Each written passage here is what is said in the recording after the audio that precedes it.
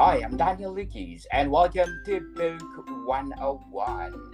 Book 101 is all about the books that I read for the last 40 years. And today I have a special guest. He's award winning author and, of course, best selling author too, no other than Mr. Joe Clifford.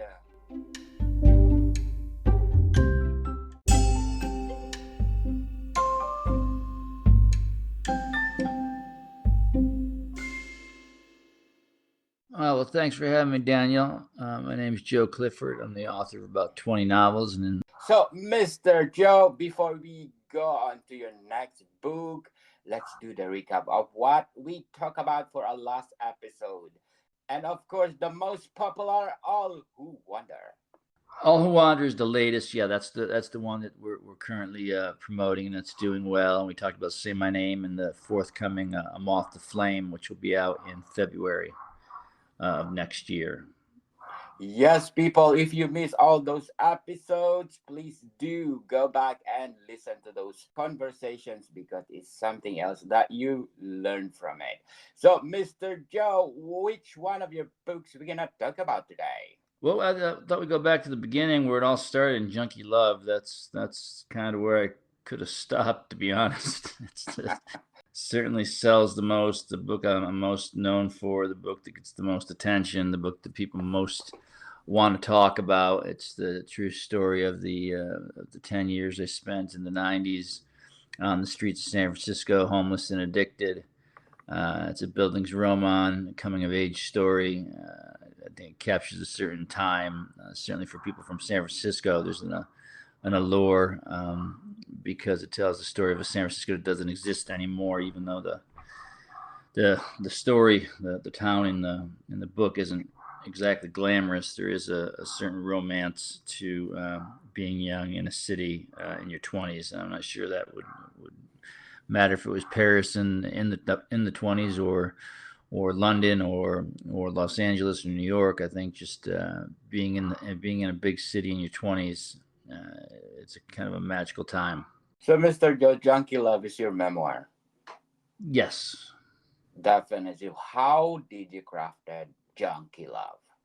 I crafted that book. That book took longer to write than all my other books probably combined, and it's it was the first one I wrote. I wrote it while locked up in a long-term residential treatment.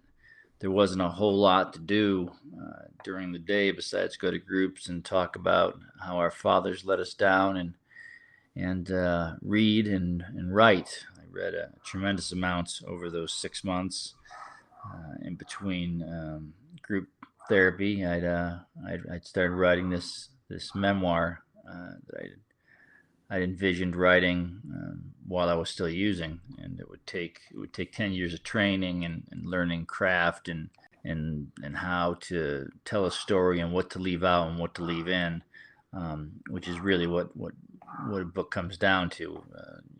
Editing what's imperative and what we can skip. You can throw 100,000 words at a page, you can throw 300,000 words at a page, but in there, the story has got to emerge, and it's there isn't so much a word count as there is an arc, a trajectory we're trying to follow, a pathway, and this story tells the story of a boy who left home with very little guidance, very little. I don't want to say common sense, but we can say common sense. It was kind of a real wake up call, to use a tired cliche, but I wasn't really ready for the world, and I wasn't ready to surrender or take no for an answer, and that's kind of a bad combination, to throw somebody into a fight and surviving a city at 22 when you don't really have any skills to survive life. It's gonna lead to some bad results, and that's what Junkie Love is the story of. But also, there's a certain romance and a certain I don't know what you want to call viewing life through the eyes of a 23-year-old in a big city. But there is a romance that you'll never find again. That's for sure. Not as a 53-year-old broken down man. And you're not going to find even in your 40s. As you're getting a house and a kid, or later on in your 70s. I don't think. I haven't gotten there yet, and we'll see if I make it that far. But your 20s, being young in your 20s in a city full of dreams and hopes, and girls and drugs and trouble. It creates a wonderful palette to tell that story. That we all go through it in one way or another, and it's basically growing up, figuring our place in this world, and how to occupy our little space. Definitely, Mr. Joe. So, Junkie Love, what behind the title of your memoir? Well, Junkie Love, it comes from the passage, I believe is in chapter 2, and it's talking about a girl I met in rehab whose name was Becky. I think in the book we called her Amy, but her real name was Becky, and she died a few years ago, overdosed. But I was madly in love with her, and there's a passage in there describing that how people don't quite understand, the parameters of junkie love are different than the parameters of regular love. You love nothing more than the drug. The drug comes first always. The drug comes before your family. It comes before your loved ones. But to say that you don't experience any other emotions or feelings is just it's TV writing, watering down the very real emotions that the addicts or alcoholics or anybody goes through. Just because you're on a drug doesn't mean you stop experiencing life. So a junkie in love is going to be a little different than two teenagers in love, or an 80-year-old couple celebrating their 60th wedding anniversary in love. But it's a love. It's a slightly different version of it. If you define love, what is it? Oh, well, we've been trying to answer that question for a long, long time, right? I mean, there's got to be a selfless component to it, I suppose, and that's what makes Love's a Junkie so difficult, because there's, you don't get to divorce yourself from the self. You come first, because you're very survival is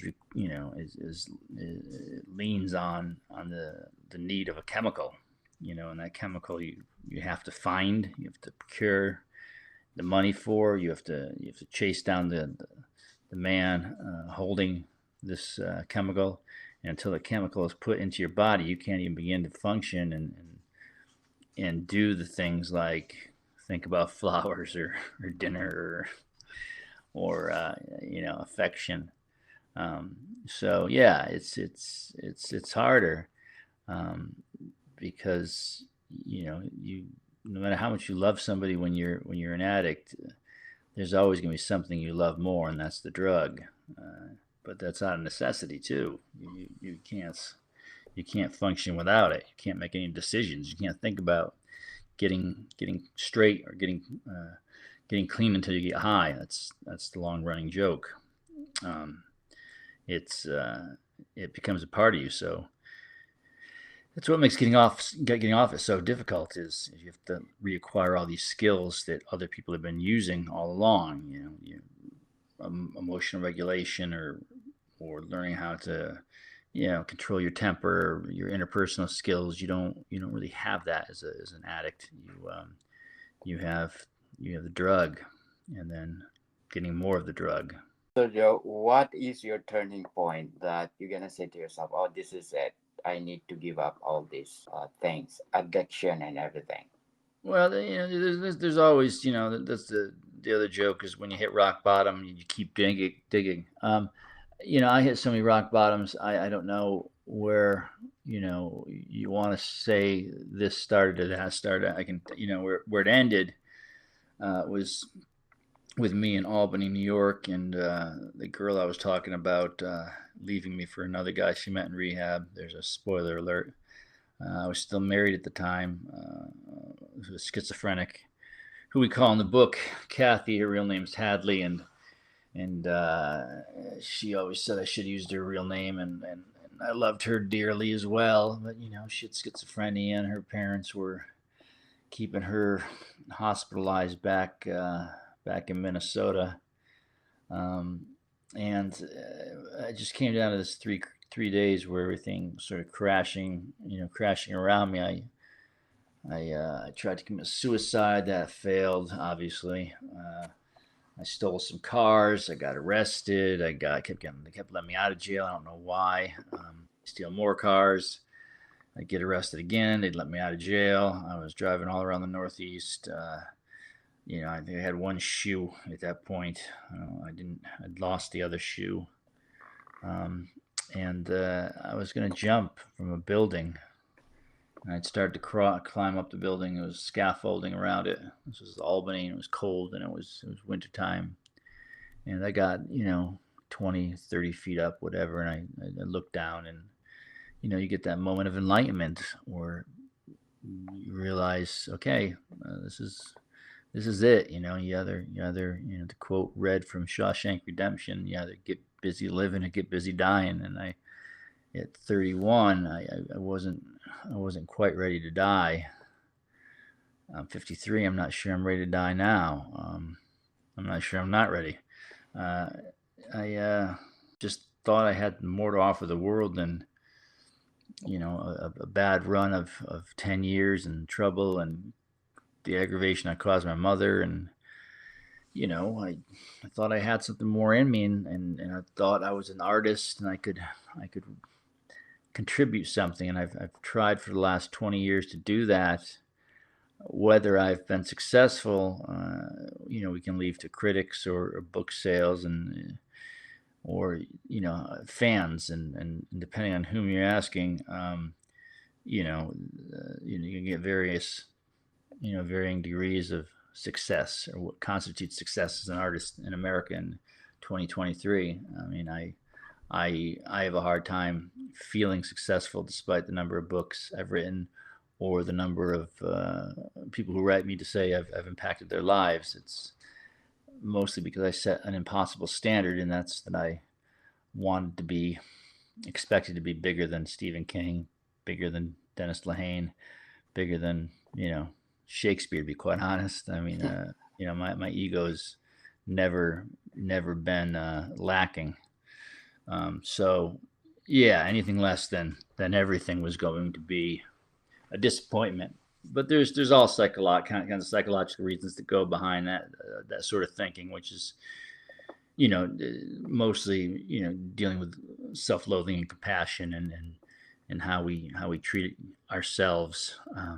When you set up your goal is to own the world, you're going to be disappointed. you're not going to be able to pull that off. However, that was the goal I set. I was going to write the greatest book ever, and it was going to be heralded as such. And no matter how many book tours I go on, or readings I give, or events I attend, or strangers come up to me and tell me that my book changed their life, it'll never be enough. That's how I'm wired, which is, I think it's partly an artist thing. I think it's partly indicative of my mental illness. Is plural. We don't want to, limit it to one. Stop doing the hardest drug there is to stop doing.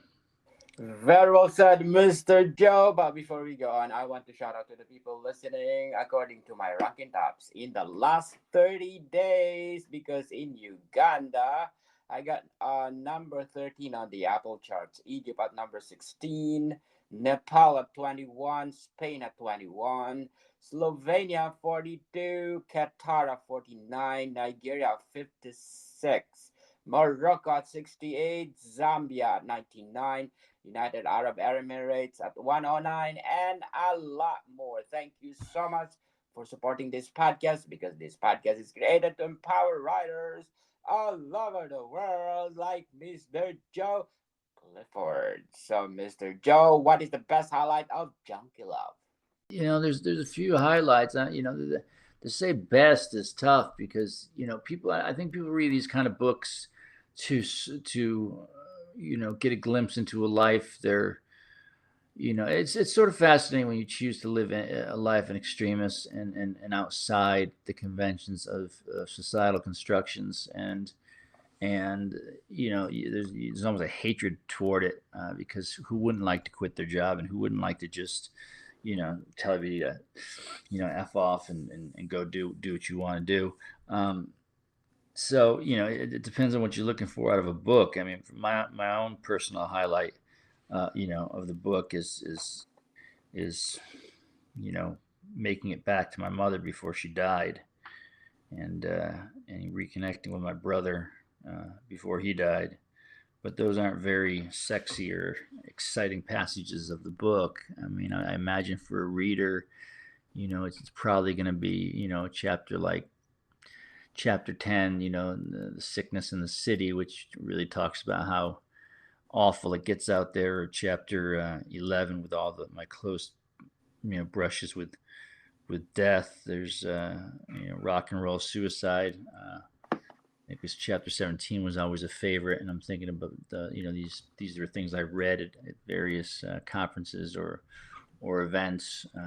Candy and cigarettes always got a lot of laughs because that was my technique for picking up girls was going into rehab with a full box of cigarettes and candy because the pool there is a little shallower, and I'd always been on the good looking side, so it kind of leveled the playing field, took care of my lack of employment or husband material as in the future. But yeah, that's up to the reader. But for me personally, it would be having survived something I really didn't think I was going to survive. For a long time, I thought I would. For a long time, I thought it was just a part I was playing, and then the day comes where you realize it's not a part you're playing. It's just who you are, and you're in pretty deep, and you don't have any way of getting out of there, which is scary. It's terrifying when you hit that moment, and I hope nobody hits that. Yes, and according to Mr. Robert Sobzak, an amazing story. So, Mr. Joe, what are the elements that you put in your memoir that captivated your readers? Well, I mean, all the number of times I should have died, I imagine would be at the forefront. I took a ridiculous number of chances, stupid chances. I shudder to think that I'm raising children. They'd ever be put in those circumstances. There's nights where my wife could have been raped. There's nights where I could have died more than one time. There are so many. I used to walk through Hunters Point, which is not the gentlest section of town, with a $1,000 guitar strapped to my back, going to practice, and just pretty much daring anyone to try to take it from me, which isn't some kind of tough guy bravado as much as it is just a moron who wasn't aware of his surroundings and didn't care. And I didn't have that guitar for long because if I had a $1,000 guitar on my back, I had that guitar probably for the night because the next day I was going to Hawk to buy more drugs. That's sort of the what you do when you're a drug addict. You get some money, get your stuff out of Hawk, you get your drugs, you enjoy whatever it is you have, whether it's a stereo or a guitar or an amplifier, or I was a musician, so it's usually musical equipment. And then it's back into Hawk for the next 30 days until your government check comes in, or you find another way to steal from somebody to get it out of Hawk. It's about as bad. For a long time there was a euphoric recall. Early on in recovery, they call it euphoric recall, and you remember just these crazy times, and for some reason your mind blocks out all the bad times. But now I'm old enough now, and so I'm removed enough that when I look back, there's nothing romantic about the experience. I can see it for what it is. I wasn't, you can't blame things on your parents, especially not at my age. But I didn't have the necessary tools to be out among the rest of you. I wasn't ready. I didn't have it. I was angry. I was violent. I was unstable. I was quite, mess, very, very, very sad. I could cry at the drop of a hat. I was just this shaking ball of insecurities, and I also had a number of very real conditions that we've later gone on to address, as anxiety and depression and obsessive compulsive disorder and all these, things where people can roll their eyes and decide whether they're real or what. But I know that I need to be medicated, and I need to be medicated and under the care of a psychiatrist and a doctor and my chemical balance imbalance is pretty drastic, and if those chemicals are not put together, in a way that allows me to approach a day and make us relatively sane decision, we're going to get in trouble. I didn't have my my brain was not wired in a way that was going to allow me to function on my own. Um, and that's what got me into trouble, and it's something I have to watch to this day because I'm my own worst enemy, like so many of us are.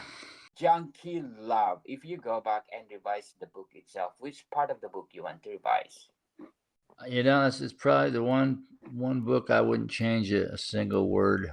I they always tell you as a writer, write the book you want to write, and don't write for anybody else. And it's pretty horrible advice, because you're writing for an audience, and there are rules and stipulations and contracts unspoken that you enter into with the reader. If you're writing a mystery, you can't all of a sudden turn it into a western halfway through. Uh, you got to play fairly. Junkie Love is one of two books I've written that I would not change for an editor or a big publisher. If somebody were to come to me and say we do this, if you change this, Junkie Love is the one I'm unwavering on. I mean, film adaptation is a different story, because that's out of your control. But in terms of the book, I wouldn't change a goddamn word. Definitely indeed. So, Mr. Joe, can you please invite our listeners to buy all your books? Well, yeah, buy all my books. That'd be great. I got about 20 of them. They're all Yes. available at joe@joeclifford.com. I have a certain style, a certain way of looking at life, and if you view the world through the lens I do, which is, I guess, a little foggy or uncleaned, or maybe your windshield wiping fluid's been dry for a while. If you're using a traveling motif, then you'd probably like them all. I mean, I see the world a certain way, and I like to pride myself on not being full of it, and and being authentic, and I think I stay true to that. So if that's the kind of thing you like, they're not the cheeriest of books, I'll tell you that. If you're looking for escapism, you probably want to go somewhere else. I'm not going to pretend I see sunshine and rainbows when I don't. That's not who I am. It's not what I see. I see a world of injustice and pain and people hurting, and some people don't want to be reminded of that, and that's great. And so if you want something more upbeat, there are plenty of cozy mysteries out there with cats solving crimes, and you can find them. I tend to write grittier, darker, uh, somber, real, authentic would be the words I'd use. Somebody else might use different ones. Yes, people, let's support Mr. Joe Clifford because for him, more books to come. Mr. Joe, thank you for your time. All right, you take care, Daniel. Bodyguard people, see you soon.